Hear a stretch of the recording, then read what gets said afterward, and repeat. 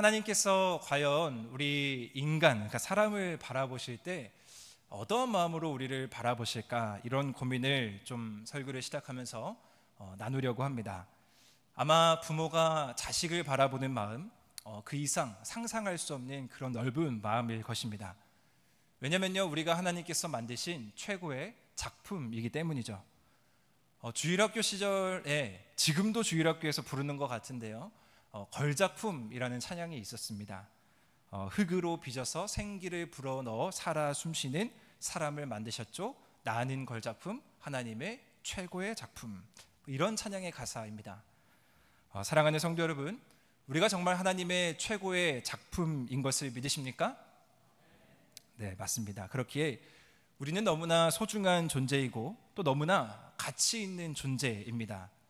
하나님의 작품인 우리를 어떻게 이 값으로 매길 수 있겠습니까?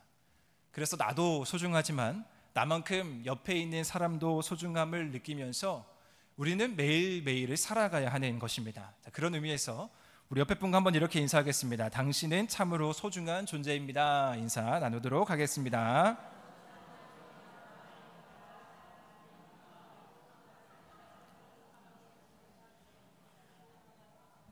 네, 감사합니다. 요즘 이렇게 퇴근을 하고 나면요, 평일에 제가 이렇게 아이를 데리고 동네를 자주 돌아다니곤 합니다. 동네를 이렇게 다니다 보면은 몇 번 우리 권사님들을 마주친 적도 있는데요, 제가 혹시 이렇게 아이랑 싸우고 있거나 또 제가 아이에게 큰 소리를 치고 있으면 긍휼히 여겨 주시기 바랍니다. 이렇게 돌아다니다 보면요, 힘은 들지만 참 기분이 좋습니다. 왜 기분이 좋냐면 다른 이유가 아니라, 특히 여기가 직장가, 도곡동이 직장가 아니겠습니까? 그래서 직장가 이 사이로 제가 아이랑 이렇게 싱싱카라고 이제 아기 자전거인데요, 그거를 타고 이렇게 강남대로를 막 활보하고 다니면 직장인들이 사람들이 이렇게 쳐다봅니다. 그러면서 이 말을 꼭 이렇게 저희 귀에 들리게 해줍니다. 요즘 아기 보기가 참 어려운데 참 귀하다, 이런 이야기를 해주십니다. 그리고 하루는 식당에 아이랑 가면은 사장님이 귀엽다고 공짜로 음료수도 주시고요, 또 옆에 테이블에 앉아 계신 어머니께서 자기 아이한테 줄 비타민 사탕을 꺼내서 저희 아이에게 건네주기도 합니다. 참 기분이 좋더라고요. 그런 모습을 보면서 이런 묵상을 하게 되었습니다. 그렇지, 우리 사람, 인간이라는 존재는 그 존재 자체만으로도 참으로 귀한 존재인데 왜 요즘 사회가 이렇게 각박해졌을까? 왜 서로를 헐뜯고 비난하고 왜 서로를 이렇게 경계하는 세상이 되어버렸을까라는 안타까움이 생기게 됩니다. 지난주에 뉴스를 보셨는지 모르겠지만 자신이 억울하다고 한이 맺혀서 불을 지르고 자신의 목숨을 버리고 피해자에게 사죄한다는 그런 유서를 남기고 세상을 떠난 사람도 있었습니다.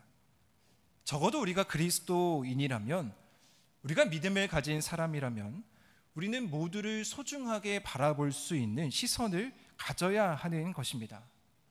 그리고 더 나아가 제가 앞서 이야기 드렸던 것처럼 존재 자체만으로도 사람들에게 기쁨을 줄 수 있는 것처럼 우리가 그리스도인으로서 이 세상을 살아갈 때 그리스도인답게 살아간다면 우리가 많은 사람들로부터 그 존재 자체만으로도 존경받고 빛과 소금의 역할을 감당하면서 선한 영향력을 미치며 살아가면 그 자체만으로도 우리가 하나님께 영광 올려드리는 삶이 아닌가라는 생각을 하게 됐습니다. 오늘 본문 말씀은 야고보가 이러한 이야기를 좀 하고 싶었던 것 같아요. 오늘 본문 말씀은 이제 당시 시대적인 배경에서 좀 이해를 하면서 문제를 봐야 되는데 차별에 대한 문제가 먼저 등장을 합니다. 오늘 읽진 않았지만 2장 1절 말씀 우리 한번 다 같이 읽어보겠습니다. 시작.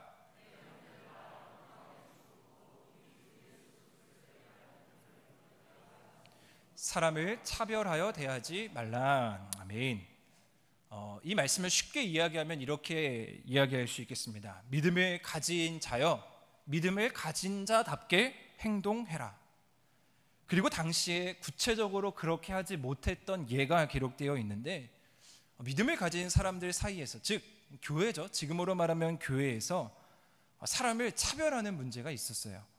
2절부터 그 예가 정확하게 기록되어 있는데, 이제 회당에 금가락지를 끼고 아름다운 옷을 입은 사람, 즉 아주 잘 차려입은 사람이 들어오고 있고, 또 한 사람은 아주 남루하고 가난한 사람들이 이렇게 들어왔을 때 그 교회 안에 있는 사람들이 그 두 사람을 보고 반응이 다르다라는 거예요.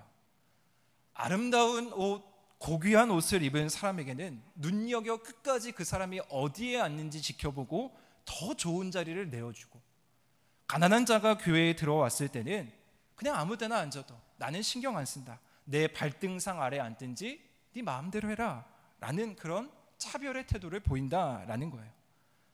교회 안에서 이런 모습을 보인다라는 것을 오늘 야고보는 지적하고 있습니다. 자, 그런데 물론 이것은 시대적인 배경을 조금 더 이해할 때는 좀 자연스러운 일인 것 같기도 합니다. 왜냐면요, 사회적인 시선으로 봤을 때 이 문제는 크게 문제될 게 없어요. 당시는 지금과 다르게 자유인과 노예가 분명하게 구분되어 있는 고대 사회였고요, 주인과 종의 계급도 분명하게 나눠져 있는 사회였습니다.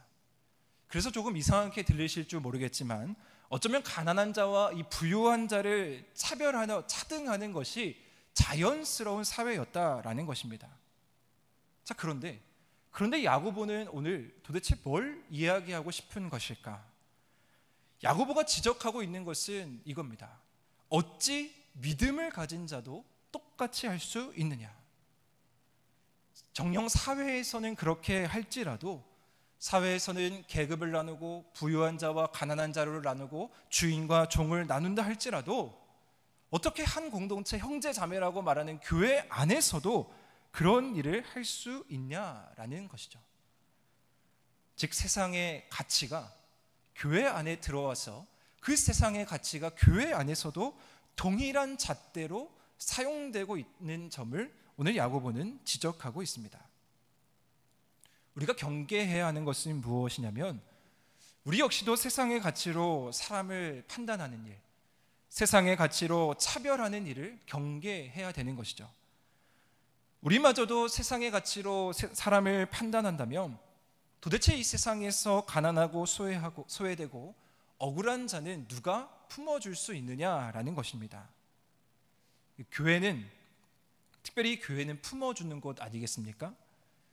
그런데 마음의 상처를 안고 세상에서 이리 치이고 저리 치이고 인정받기 못해서 지칠 대로 지친 사람들이 교회에 왔는데, 그들이 막상 교회에 와보니까 교회가 더 세상적인 가치를 가지고 판단하고 있다면, 교회가 더 그들을 정죄하고 있다면 그 영혼의 마음이 어떻겠습니까?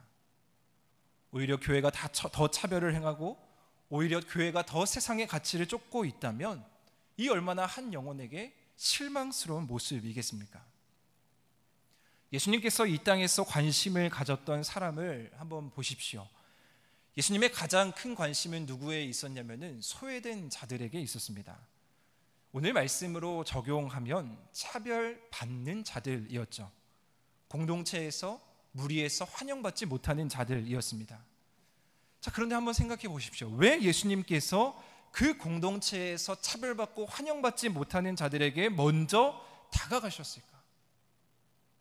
다른 이유가 아니라요, 그것이 바로 예수님께서 이 땅 가운데 전하시고자 하는 하나님 나라의 가치였기 때문입니다. 그들에게 먼저 다가감을 통해서 많은 사람들에게 하나님의 나라가 무엇인지, 내가 이 땅에 온 이유가 무엇인지를 분명하게 알려주고자 했던 것이죠. 자, 그러면 어떠한 일이 발생하게 됩니까? 지금까지 그들이 가지고 있었던 세상의 가치, 그들이 옳다고 여겼고 그들이 바르다고 여겼던 그 세상의 가치가 예수 그리스도로 말미암아 완전하게 전복하는 일이 발생하게 되는 것입니다. 그래서 예수님의 메시지의 초점은 항상 어디에 있습니까? 더 낮아지고 더 낮아지라고 말씀하는 겁니다. 그 낮아짐 속에서, 특별히 그리스도인들에게 요구하는 그 낮아짐 속에서 우리는 하나님의 기준을 알게 되고 하나님의 그 마음을 알게 되는 것입니다. 사랑하는 성도 여러분, 우리 그리스도인들이 가져야 하는 가장 고귀한 가치가 무엇이겠습니까? 우리가 지켜야 하고 우리가 세상과 구별하면서 유지해야 하는 그 가치가 무엇이겠습니까? 야고보는 그것을 먼저 이야기하고 있는 겁니다. 1절에서 야고보가 예수님을 소개할 때 이렇게 소개합니다. 뭐라고 소개하냐면 아까도 살펴봤지만요, 영광의 주라고 소개하고 있습니다. 사람을 외모로 차별하고 있는 이 상황 가운데에서 야고보가 특별히 예수님을 영광의 주로 묘사하고 있다라는 것은 우리가 의미 있게 이 말씀을 살펴봐야 됩니다. 왜냐하면 이 영광의라는 단어는 어디에 쓰이는 단어이냐면요, 예수님께서 부활하시고 하늘에 오르셔서 하나님 보좌 우편에 앉으셔서 장차 영광으로 다시 이 땅 가운데 오시는 예수 그리스도를 일컬을 때 영광의 주라고 일컫습니다. 야고보는 분명하게 이 사실을 알고 의도적으로 영광의 주라는 표현을 오늘 이 야고보 서신을 전할 때 2장 1절에서 기록하고 있는 겁니다. 왜 그러냐면요, 야고보 자신도 예수님께서 살아계실 때는, 즉 육체로 예수님을 봤을 때는 분명하게 예수님이 어떠한 분이신지를 몰랐던 인물이 바로 야고보입니다. 그 성경 기록에 보면 야고보도 예수님을 의심한 적이 있었고요, 야고보도 때로는 예수님을 믿지 못하는 태도를 보인 적도 있었습니다. 야고보도요, 더 높은 곳에 오르려고 했었고 더 많은 지위를 가지려고 했었고 예수님을 이용해서 더 많은 명예를 가지려고 했던, 즉 세상의 가치를 쫓으려고 했던 사람이 바로 야고보였습니다. 자, 그런데 이런 야고보에게 언제 예수님의 참 모습이 깨달아지냐면요, 바로 부활하신 주님께서 야고보에게 나타나셔서 믿음의 눈을 띄워주셨을 때 야고보는 비로소 영광의 주 하나님의 나라의 그 가치를 깨달을 수 있었던 것입니다. 저는 이 원리가 동일하게 오늘 이 자리 가운데 계신 우리 한우리 성도님들 가운데 있는 줄 믿습니다. 우리가 그리스도인답게 살아갈 수 있는 원동력은 무엇이냐면 바로 이 영광의 주에 대한 그 고백이 우리 가운데 있는 것입니다. 부활하셔서 살아계셔서 오늘도 역사하시는 하나님에 대한 믿음, 그 믿음이 있기 때문에 우리의 가치는 세상에 있는 것이 아니라 우리의 가치는 영광의 주, 부활하신 예수 그리스도 놀라운 승리, 영생의 승리 가운데 있다라는 사실이죠. 자, 이러한 논리로 오늘 야고보는 이야기하는 거예요. 우리가 부활의 주, 영광의 주를 분명하게 믿는다면, 우리가 살아계신 예수 그리스도의 다시 오심의 그 능력을 믿는다면 결코 우리 교회 안에는 가난한 사람을 무시하고 차별하는 일은 발생할 수 없지 않냐. 하나님 나라의 가치가 그 가운데에서는 평등하고 서로 차별하는 일이 없기 때문에 우리가 하나님의 나라를 꿈꾸고 영광에 다시 오실 주님을 고대하는 마음으로 나아간다면 우리는 이런 마음이 우리 가운데 없어야 된다라는 것이 자연스러운 모습이다라는 것을 야고보는 지적하고 있습니다. 예수님께서도 이 땅 가운데에서 줄곧 사람들이 알아듣던 알아듣지 못하던 외쳤던 메시지는 무엇이냐면 오늘 본문에도 나와 있는데 가장 큰 계명, 즉 세상 사람들에게 새로운 기준을 제시하게 되는데 바로 마음을 다하고 목숨을 다하여 주 너희 하나님을 사랑하는 것 같이 너희도 내 이웃을 내 몸과 같이 사랑하라 라는 이 말씀을 예수님께서 줄곧 하시지 않았습니까? 한 율법사가 예수님을 곤란에 빠지고자 시험하고자 율법 중에 어느 것이 더 큽니까? 이렇게 저울질하면서 예수님께 묻고 있습니다. 아마 이 율법사의 의도는 예수님을 난처하게 하기 위함이었을 거예요. 예수님이 어느 것을 딱 대답하면 그것을 가지고 꼬투리를 잡고 공격하려고 했던 것이죠. 자, 그런데 예수님은 그러한 마음을 너무나 잘 알고 있기 때문에 전혀 당황하지 않고 이 율법사에게 이렇게 얘기합니다. 하나님을 사랑하고 이웃을 사랑하는 것은 같은 위치에서 중요한 것이다. 자, 이 말씀은 이 질문을 던진 율법사에게 아주 충격적인 말씀이었을 거예요.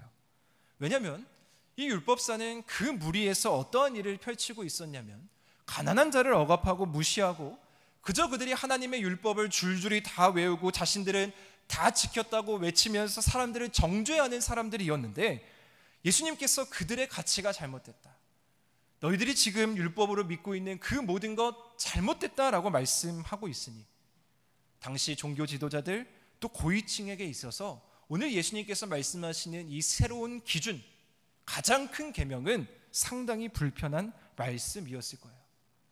자, 그런데 누가복음에 보면은 누가는 이 말씀을 더 강화해서 이야기를 하죠.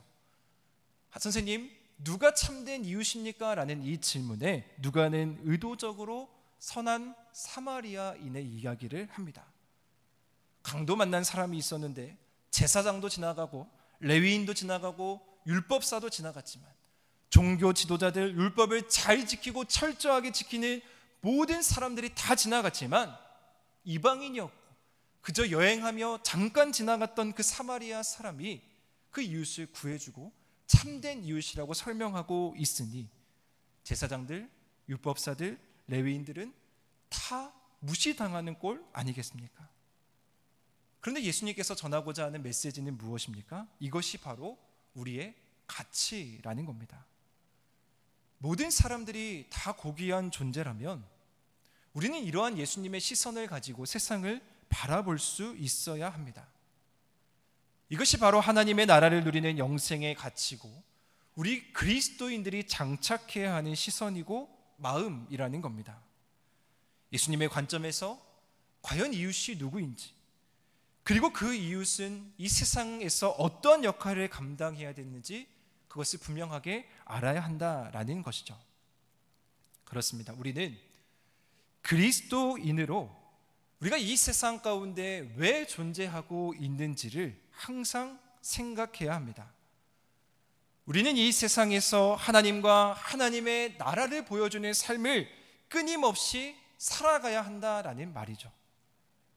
세상이 부의 기준을 두고 있고 명예의 기준을 두고 있고 권력의 기준을 두고 있다 할지라도 우리가 분명하게 믿고 있는 사실은 무엇입니까? 예수 그리스도의 복음은 그 모든 것을 뒤엎을 수 있다라는 사실입니다. 하나님께서 만드신 새로운 공동체는 도리어 가난한 자들, 천한 사람들을 택하여서 하나님께서 그들을 믿음으로 부유하게 만들어 주신 공동체라는 사실을 우리는 분명하게 기억해야 합니다. 사랑하는 성도 여러분, 왜 이 세상이 부패하고 왜 이 세상이 타락하고 왜 이 세상이 자꾸만 틈이 생기고 차별이 발생하게 됩니까? 사람들이 거룩하신 하나님을 떠났기 때문이에요.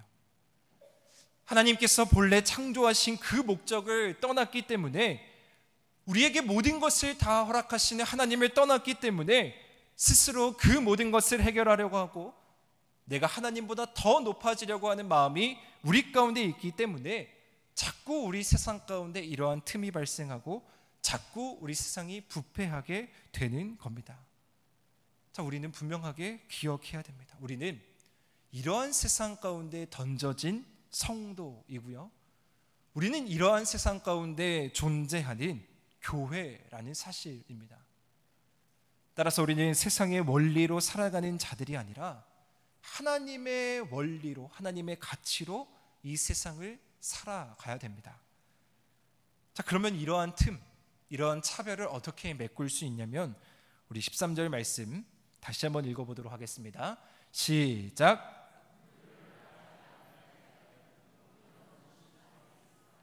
긍휼은 심판을 이기고 자랑하느니라. 아멘. 야고보는 이러한 문제를, 차별의 문제를, 세상의 가치를 가지고 들어온 교회에 있는 그 문제를 어떻게 해결할 수 있냐라고 그 답을 제시하냐면요, 바로 긍휼을 행하라 라고 이야기하고 있습니다. 그래서 이 긍휼은 심판까지도 이긴다라고 말씀합니다. 한번 생각을 해보십시오. 심판이 무엇입니까?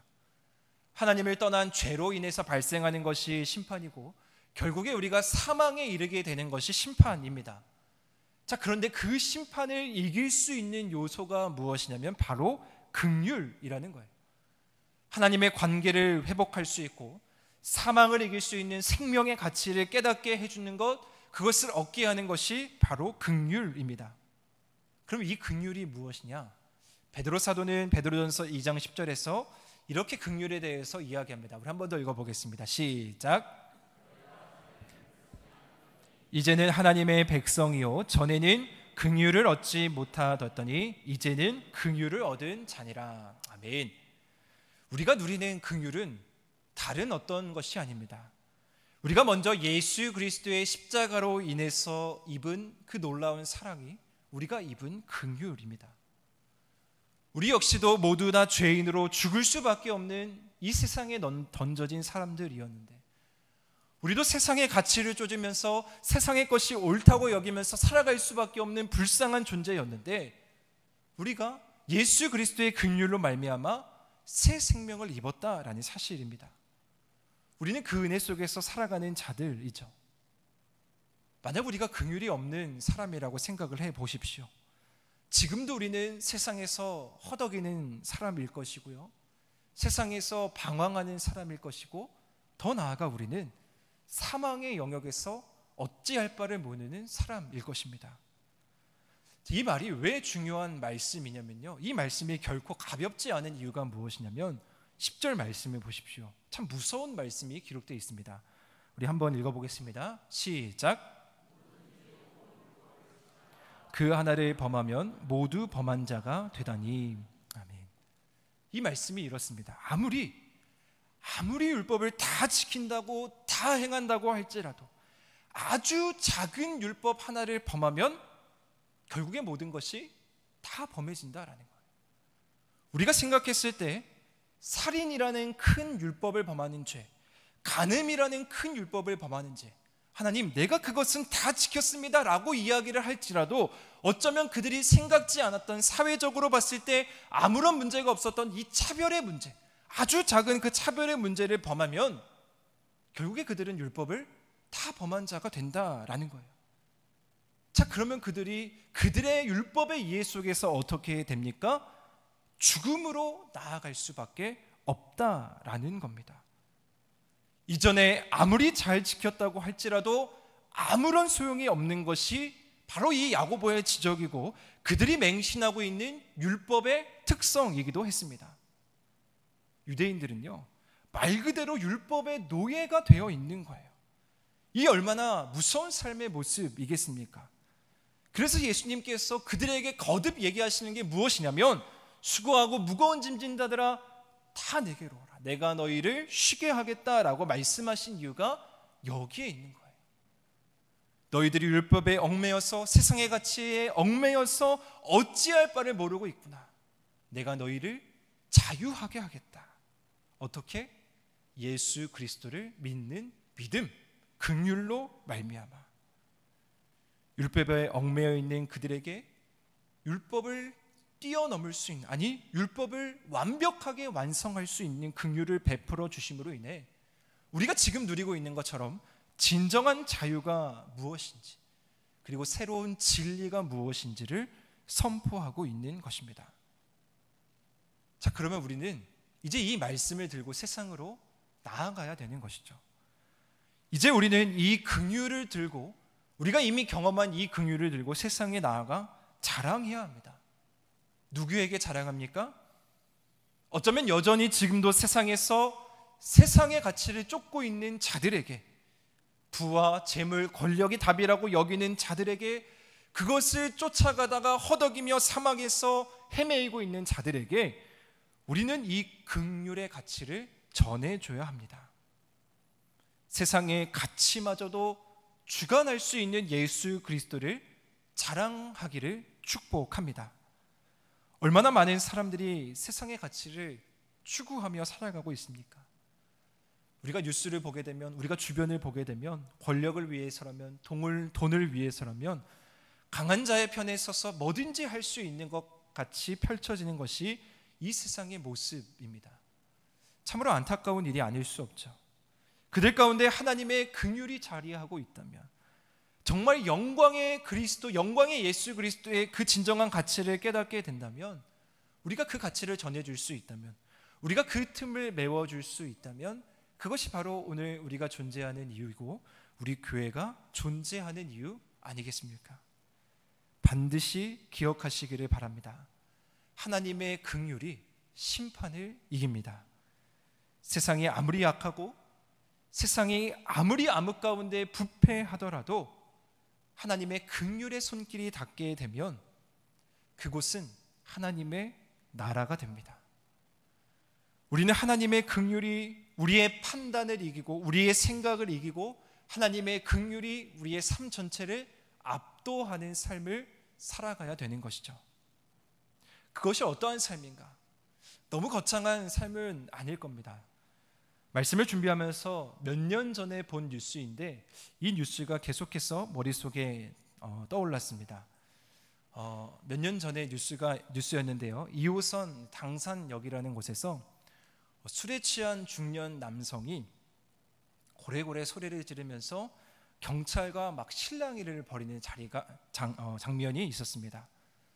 경찰도 도대체 이 술을 먹은 이 취한 남성을 어찌할 바를 몰라서 막 무력을 쓰면서 막 왔다 갔다 하는 모습이 뉴스에서 펼쳐졌는데, 그때 옆에 그 지하철 이제 한켠에 자리가 마련되어 있잖아요.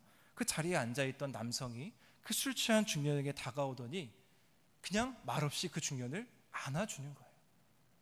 그러니까 그 술 취한 사람이 그냥 그 막 행패를 부리고 고래고래 경찰에게 소리 질렀던 그것을 멈추고 안아줌과 동시에 그 마음이 수그라들으면서 잦아들게 되더라고요.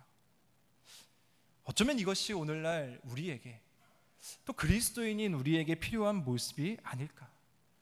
그러면서 저는 이런 생각이 들었습니다. 과연 나는 그 술 취한 중년을 안아줄 수 있는 용기가 있을까?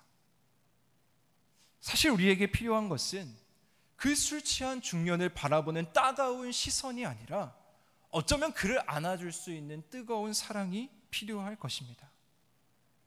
누군가를 사랑한다라는 것은 참으로 용기 있는 일이구나라는 것을 깨닫게 됩니다. 그래서 성경 요한도 이렇게 이야기하죠. 우리가 말과 혀로만 사랑하지 말고 행함과 진실함으로 하자. 우리 안에 누군가를 사랑하고 누군가에게 베풀어야겠다라는 마음이 생긴다면, 누군가에게 소중한 마음을 나눠주고 싶은 마음이 생긴다면, 우리가 그냥 말로만 머릿속으로만 생각하는 것이 아니라 적극적으로 그를 안아줄 수 있는 용기가 필요하다라는 사실입니다. 이제 앞으로 더욱 다양한 사람들이 교회를 찾아오게 될 것이고요. 이제 앞으로 더욱 다양한 사람들을 우리 그리스도인들은 마주하게 될 것입니다. 자, 그러면 우리는 이 말씀을 붙들고 이제 우리가 그들을 맞이할 준비가 되어야 하는 것이죠.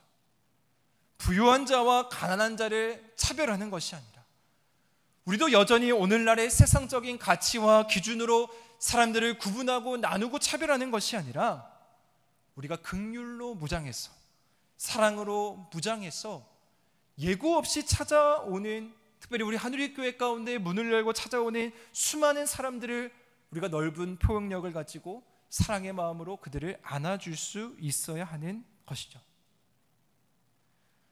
매주 목요일마다 오전에 늘 푸른 대학이라는 것을 진행을 합니다. 이제 벌써 이번 주 목요일이 이제 여름이 다가와서 방학을 하게 되는데요. 늘 푸른 대학을 진행하게 되면은 한 60명 정도의 이 도곡동 인근의 한 7, 80세 어르신들이 이제 저희 예루살렘 예배실에 방문을 해서 함께 이제 시간을 보내게 됩니다. 뭘 하냐면요, 먼저는 1시간 동안 열심히 트로트를 부르십니다. 저도 트로트를 많이 배웠습니다.